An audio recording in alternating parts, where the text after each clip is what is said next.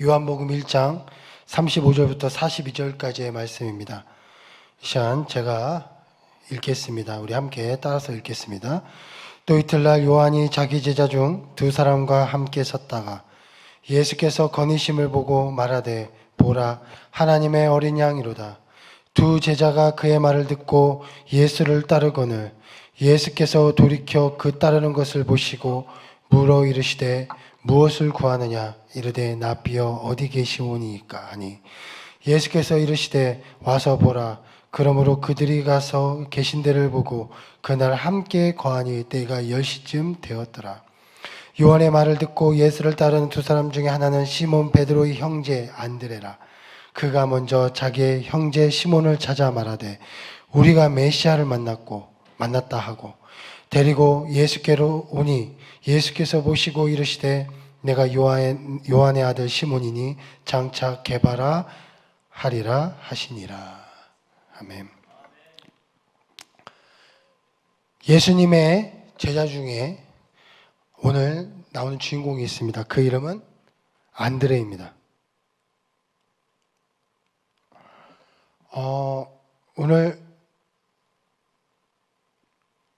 이 안드레는 베드로나 다른 제자보다도 먼저 예수님을 보고 따랐던 제자입니다. 근데 우리가 이 안드레라는 제자를 이렇게 보다는 우리는 흔히 이제 베드로, 요한, 야고보 같은 제자들을 더 쉽게 떠오르곤 합니다. 근데 제일 먼저 따랐던 제자는 안드레였는데 후대에서는 그 안드레의 존재에 대해서는 다른 제자에 비해서 좀 많이 가려져 있는 경우도 많이 있습니다. 그러면서 제가 이제 이번에 또 제자들에 대해서 계속 공부를 하다가 은혜를 받은 게 이 안드레가 그냥 안드레가 아니더라고요. 굉장히 많은 기독교의 역사에 굉장히 많은 영향을 끼쳤고요. 굉장히 많은 삶의 도전과 은혜를 주었던 제자 중에 한 명이었습니다. 제가 받았던 은혜를 우리 성도들과 이 말씀을 통해서 하나하나 나누는 오늘 이 시간 되길 축복드리겠습니다. 그렇다면 안드레는 어떤 제자였는가?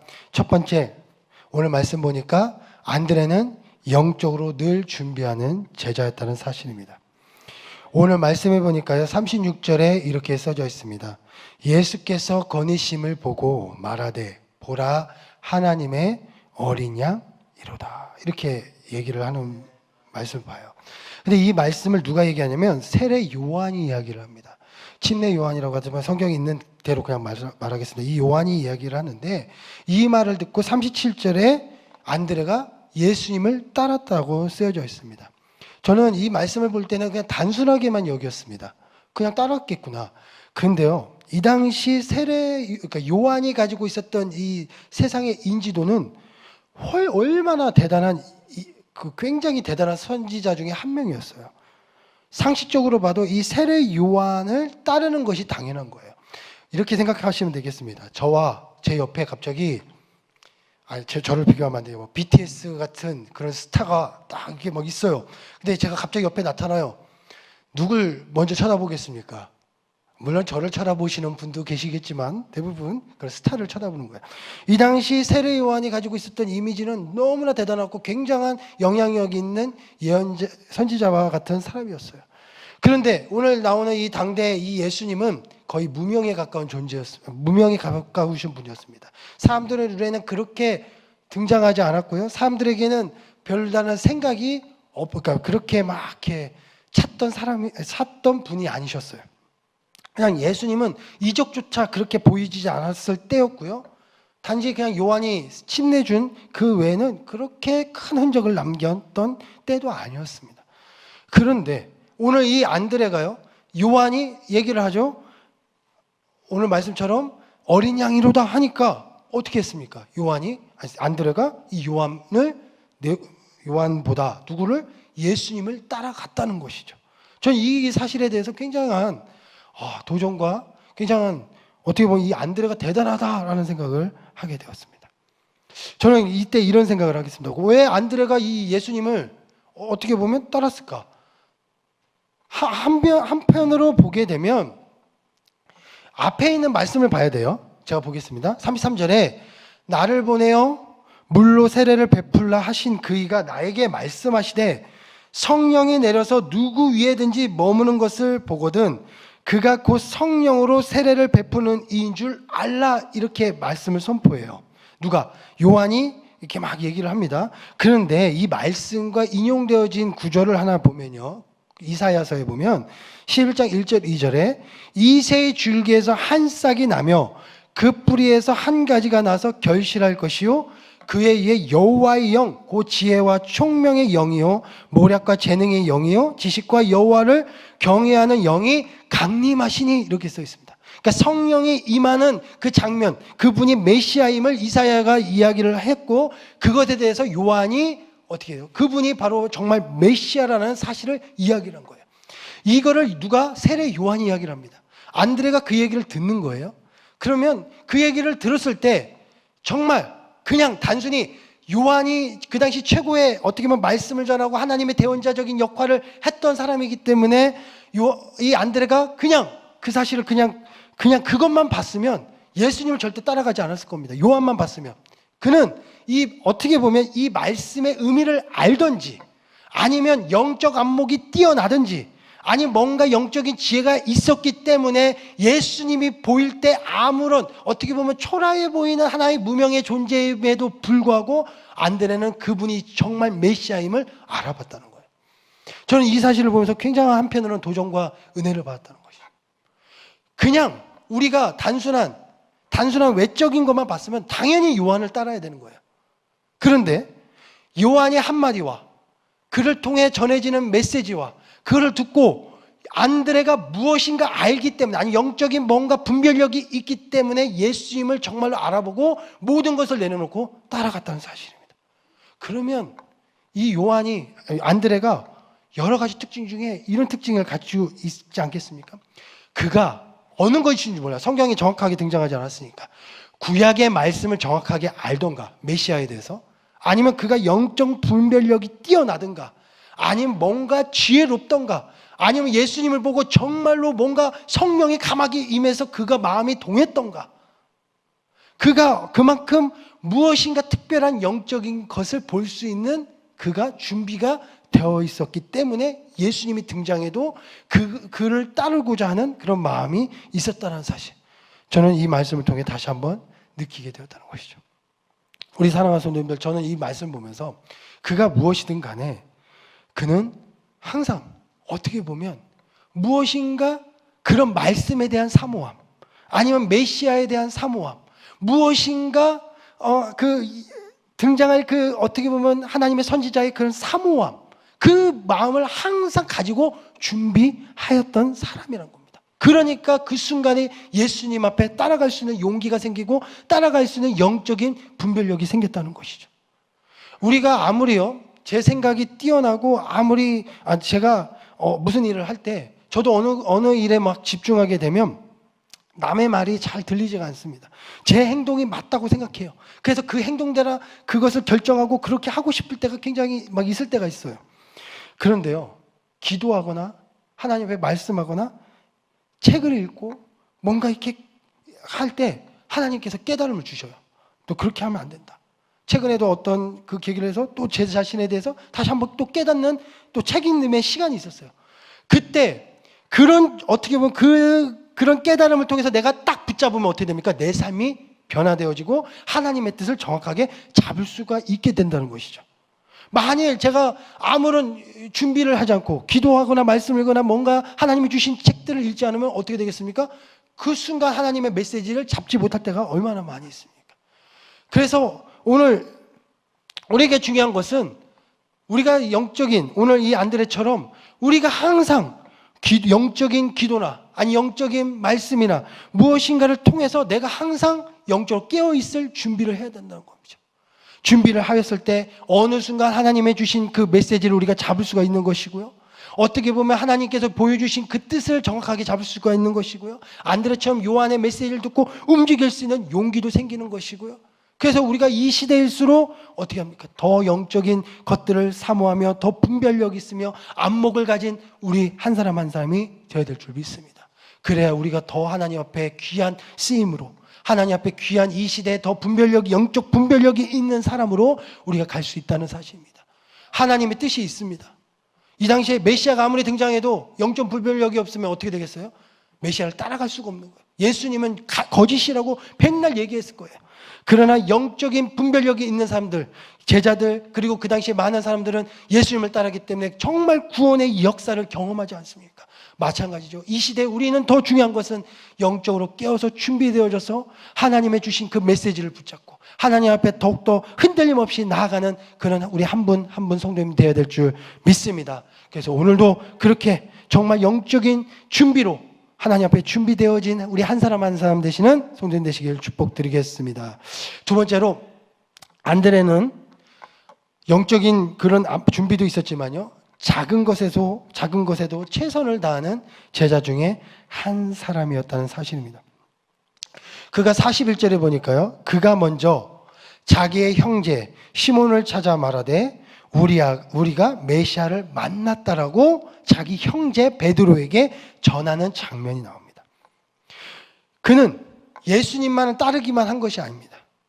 예수님이 좋아서 따라가고 그분 선생님이든 어떻든 하여튼 그런 얘기를 하면서 예수님이 정말 메시아의 힘을 붙잡았어요. 근데 그걸로만 끝난 것이 아니에요. 그 마음에 감동이 일어난 것이죠. 내 형제에게 전하고 싶다. 그때 이 말씀을 어떻게 합니까? 붙잡은 거예요. 그리고 어떻게 됐습니까? 이 형제 누구에게? 시몬 베드로에게 가서 예수님이 있다. 예수님이 있다라고 전한 거예요. 그 하나님의 뜻을 알기에 붙잡고 그것이 어떤 일이든 어떤 명령이든 그것을 마음의 감동대로 붙잡고 그것에 대해서 하나하나 움직였기 때문에 그가 베드로 앞에 나가설 수 있었다는 사실입니다. 근데 이 안드레는요, 제가 이 성경을 보니까요, 그 밖에도 또 다른 그 놀라운 사건의 배후의 그 뒤에는 항상 안드레가 있었어요. 오병이어의 사건도 잘 보시면요, 예수님께서 배고픈 그 사람들에게 먹이기 위해서 제자들을 통해서 먹을 거를 다 가져오라고 얘기했죠. 그때 작은 아이가 안드레를 찾아갑니다. 그리고 그에게 작은 물고기와 그리고 떡을 가져와요.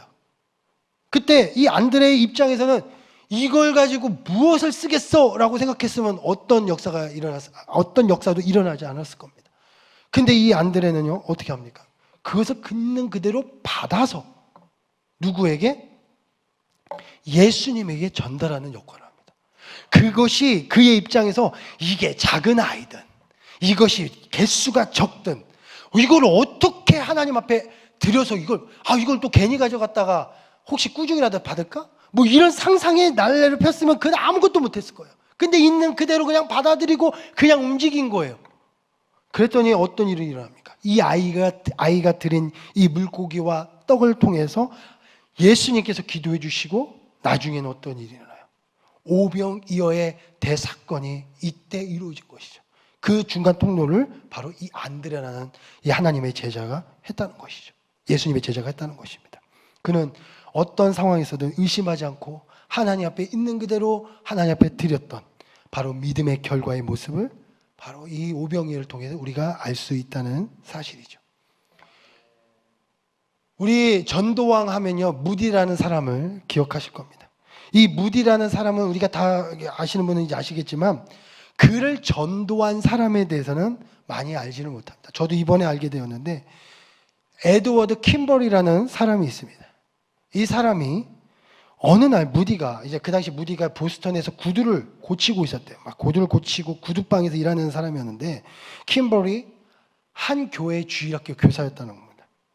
그가 어느 날 구두방에 있는 그 청년을 보면서 자꾸 마음 가운데 그런 생각이 드는 거예요. 저 청년이 얼굴을 보니까 참 희망이 없고 절망스럽게 보이는데 복음을 전해야 되는데, 그런데 그 순간 온갖 생각이 다 교차하는 거예요.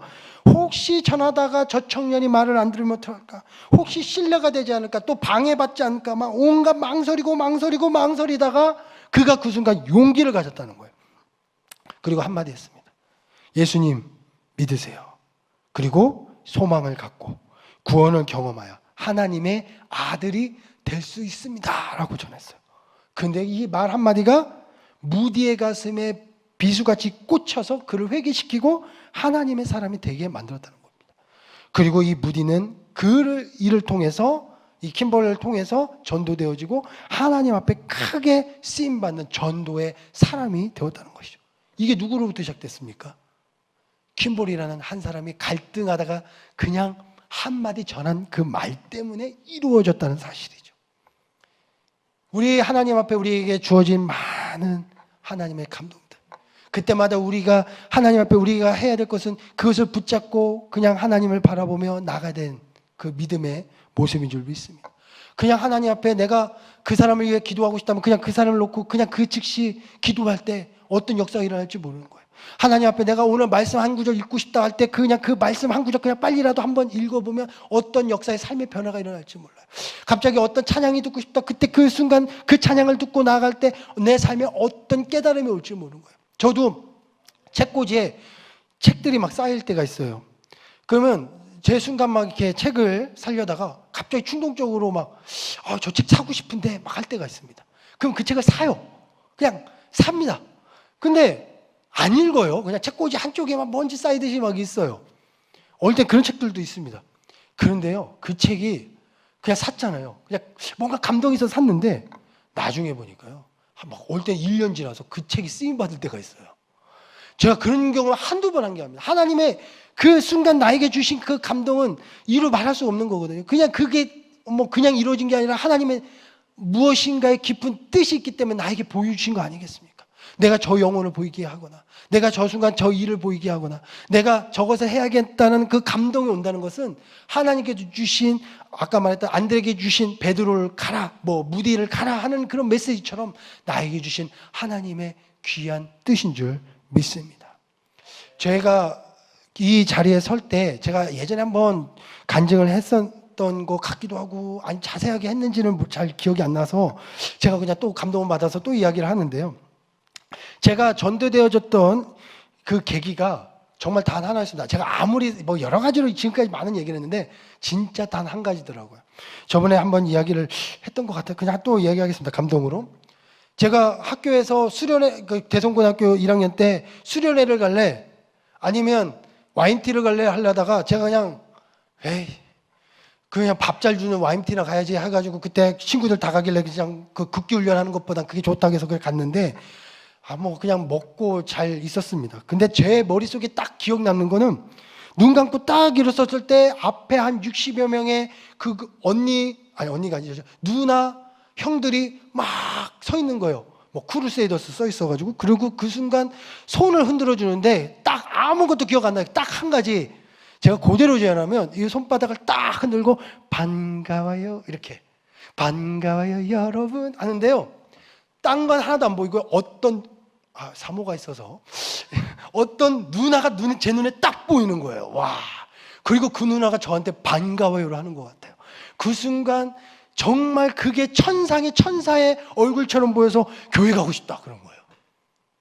그리고 제가 여기 왔어요. 그때 고등부가 이제 몇백 명이었으니까 왔었는데 그 이후로는 그 누나를 만난 적은 없습니다. 근데 제가 그때 만난 적은 없어요. 근데 제가 그 누나가 누군지도 모르겠어요. 저희 교회인지 하여튼 모르겠습니다. 근데 그때 기억나는, 제가 말씀을 하면서 준비된 게 뭐냐면, 그 당시 제가 이제 나중에 크루세이더를 해봤어요. 2년 동안 해보고 했는데, 어질 때는 아무 생각 없이 할 때도 있고요. 어질 때는 정말 즐거워서 할 때도 있습니다.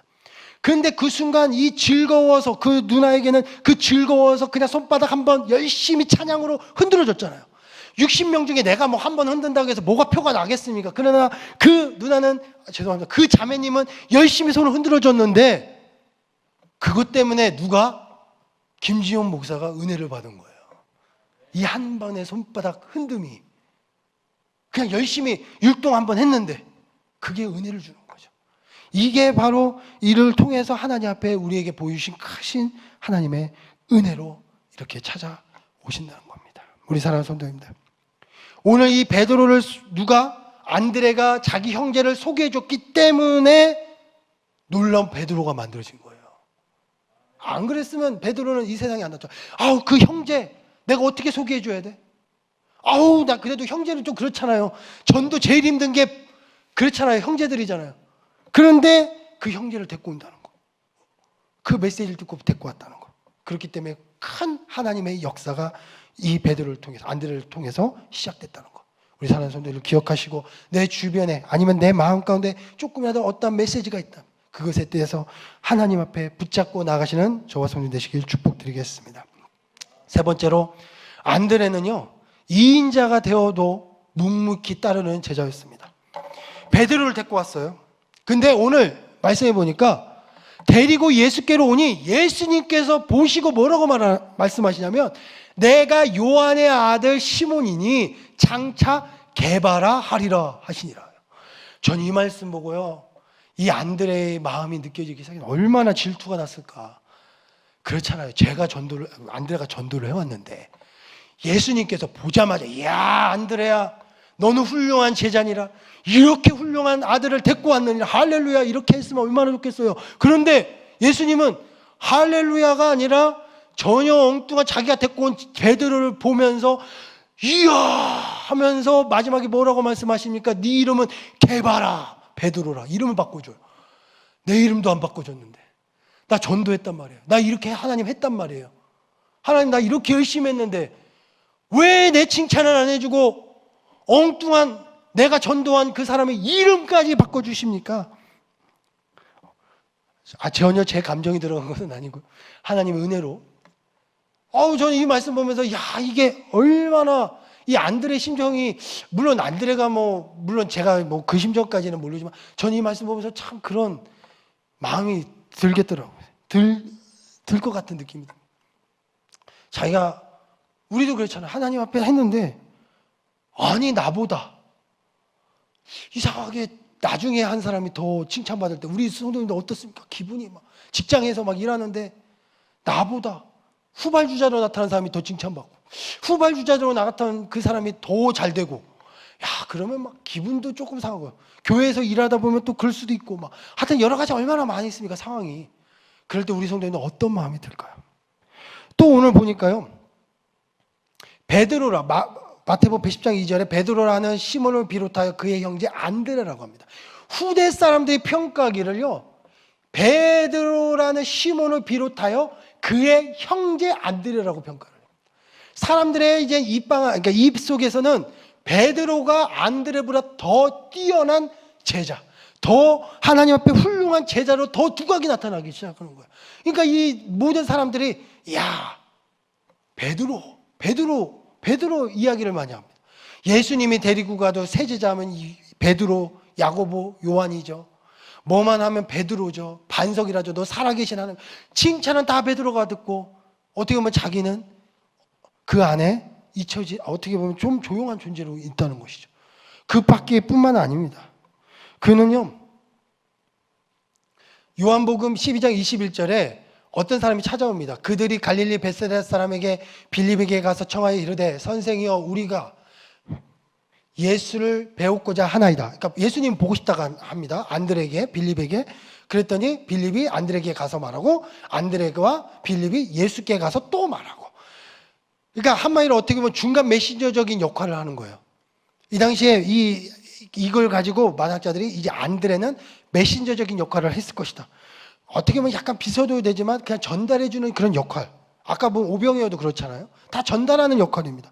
그런데 이때 베드로나 요한이나 야고보는 예수님이 번화산 이런 데 데리고 가서 막 하는 그런 때인데 안드레는 그냥 옆에서 비서 역할하는 그런 사람이 되는 거예요.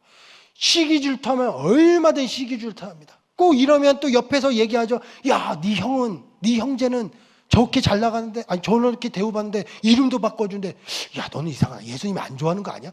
이런 얘기도 들릴 수 있을 거예요. 그런데 이 안드레는 어떡합니까? 그 순간에 다 그대로 있는 그대로 받아들이고 어떡합니까? 묵묵히 예수님을 따라가요. 묵묵히 예수님 앞에 전달할 거 전달하고 어떤 시기 질투 속에서 가는 것이 아니라 끝까지 주어진 일 속에서 비교하지 않고 하나님 앞에 나가는 제자였다는 사실입니다. 그가 어떤 상황에서든 그 뒤에도 어떻게 막 두각 나타날지 모르지만 이 안드레의 존재는 그 이후에도 묵묵히 베드로와 자기 형제 이런 것을 보는 것이 아니라 묵묵히 주님의 길을 걸어가는 제자가 바로 오늘 나온 이 안드레라는 제자였다는 사실입니다. 그의 이름이요, 남자답다는 뜻이에요. 그의 이름이 남자답대요. 제가 이 얘기를 들으면서 베드로랑 성미가 같지 않았을까? 뭔가 좀 형제의 느낌도 나니까, 물론 남자답다고 하니까 뭔가 좀 거친 성격인가? 좀 여러 가지 추측을 하겠죠. 그러면 베드로를 좀 생각을 해보면 뭔가 뒤집어 엎고 뭔가 열정이 넘치는 그런 사람에도 불구하고 그런 성미와 그런 모습으로 가는 것이 아니라 묵묵히 따르는 그런 하나님의 이인자적인 삶을 계속 살고 있었다는 겁니다. 그 안에 어떤 비교도 없었다는 것이죠. 남의 시선을 보지 않고 오직 주님의 주신 그 사명을 온전히 걸어가는 그런 하나님의 사람, 제자였다는 사실입니다. 하나님은요, 이렇게 따라가는 이 안드레를 절대 잊지 않았다는 사실이에요. 이 안드레가 어떻게 되었는가 제가 이렇게 보니까 그는요, 그 후에 예수님이 부활 승천하신 후 소아시아 지역으로 전도를 했답니다. 그가 소아시아 지역으로 전도하고 그리스 지역, 그리고 심지어는 어떤 학자들은 이제 러시아나 뭐 스코틀랜드까지 가서 복음을 전했다고 합니다. 이 안드레는 좀 물론 저희 쪽 그 기독교가 처음에 역사적으로 볼 때 로마와 그 다음에 동방 서방이 나눠지고 그 다음에 서방이 다시 가톨릭과 개신교로 나눠지는데 초대 그러니까 동방 종교죠. 그러니까 가톨릭과 동방 종교가 나눠질 때 지금으로 말하면 정교가 나눠질 때 이 정교에 콘스탄티노플이라는 곳이 굉장히 중요한 도시인데 이 도시의 초대 주교가 바로 안드레예요. 그리고 이 동방 기독교에서는 굉장한 성인으로 취급해주는 사람이 이 안드레예요. 뭐 제가 동방 기독교를 얘기하는 것보다는 그만큼 그가 후에 많은 기독교적 복음의 역할을 계속 감당하며 나갔다는 겁니다. 그의 역할이 얼마나 대단했는지 그 이후에도 굉장히 많은 하나님의 복음을 전하는 하나님의 사람으로 하나하나 만들어주고 있었던 그 사실을 제가 다시 한번 보게 되었다는 겁니다. 우리 사랑하는 성도님들, 내 삶에 어떤 모습이 있습니까? 제가 여러 가지 얘기했지만요, 우리 삶에 어떠한 일이 있어도 내 안에 이인자적인 그렇게 좀 서운한 마음이 있어도 아니면 내가 조금이라도 최선을 하나님 앞에 어떤 메시지가 있다 할지라도 우리가 어떻게 보면 늘 깨어서 그것이 어떠하든 우리는 주님을 따르며 주님을 바라보는 우리 한 사람 한 사람이 되어야 될 줄 믿습니다. 그것이 주님께서 기뻐하시는 것이요 나를 통해 더 큰 하나님의 사람으로 하나님의 사명으로 우리를 이끌어 가실 줄 믿습니다. 그렇게 바라보시고 정말 지금 우리가 오히려 보이지 않을 이때 온라인으로서 우리가 보이지 않을 이때 정말 더 만나기 힘든 이때 우리에게 주신 메시지가 얼마나 많이 있습니까? 우리 가만히 있어 하나님 앞에 계속 우리에게 주신 메시지 하나님 앞에 말씀을 더 봐야지 하나님 앞에 더 기도를 해야지 하나님 앞에 누군가에게 더 전화를 해봐야지 가정교회 식구들을 더 챙겨봐야지 아니면 여러 가지 주신 하나님의 메시지 얼마나 많이 있습니까? 그것이 우리에게 주신 하나님의 메시지인 줄 믿습니다. 그 메시지를 붙잡고 우리가 더 영적으로 준비되어서 깨어있을 때 하나님 앞에 더 크게 쓰임받는 우리 하나님의 제자들로 우리를 사용하고 인도해 줄 믿습니다. 그렇게 바라보시며 나가시는 저와 성도님 되시길 축복드리겠습니다. 기도하겠습니다. 하나님, 정말 오늘 이 안드레를 통해 또 하나님 앞에 또 말씀을 나아갑니다. 그가 어떠한 상황에서든 묵묵히 주님을 따르며 어떠한 비교 속에서도 그는 절대 하나님 앞에 흔들림 없이 오직 그의 주어진 길을 갔고 결국에 하나님 앞에 또 귀한 복음의 사명자로 쓰임받고 나간 줄 믿습니다. 우리 사랑하는 성도님도 오늘도 바라봅니다. 우리에게 주어지신 하나님의 그 길, 이 시대 속에 정말 더 움츠리고 있었을 이 시대 우리가 할 수 있는 것은 오직 주님의 메시지를 붙잡고 더 기도하며 찬양하며 말씀으로 나가 그래서 정말 주님 앞에 귀한 메시지로 하나님의 큰 은혜로 나가는 줄 믿습니다. 우리 함께 해주시고 우리 교회 가운데 역사해 주시고 정말 지금 좋지 않은 이 상황 속에서 우리를 다 지켜주시고 건강 가운데 함께 해주셔서 정말 주님 앞에 기쁨으로 나아가는 우리 모든 성도님 될 수 있도록 함께 주시옵소서. 주님께 모든 걸 맡기며 예수님의 이름으로 기도드렸습니다.